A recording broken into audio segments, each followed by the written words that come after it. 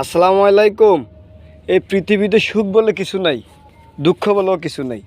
এটা নিজের ভাগ্যের উপরে, নিজের পরিশ্রমের উপরে নির্ভর করে, নিজের চরিত্রের উপরে, নিজের উপরে, আশেপাশে মানুষের উপরে এগুলো নির্ভর করে। ঠিক আছে, আমার যদি 1000 কোটি টাকা থাকে, 1000 বন্ধু বান্ধব থাকে, হ্যাঁ, যতই যা থাকুক, আমি যদি চরিত্র ঠিক না থাকে, তাহলে কি আমার সুখ আসবে? কখনোই আসবে না। সুখকে ধরতে হবে। টাকা যেমন চিনি, সেরকম আমরা মানুষকে চিনতে হবে, সুখ চিনতে হবে। আমরা ভুল জায়গায় ডায়াল করি, এই জন্য আমাদের রং নাম্বারে চলে যায়। আমরা সবাই বলি ভাই কষ্টে আছি, দুঃখে আছি, এটা নাই ওটা নাই। না, এটা আমাদের ব্যর্থতা। এটা আল্লাহ বলে না, আল্লাহ বলতে পরিশ্রম করো, সৎ পথে চলো।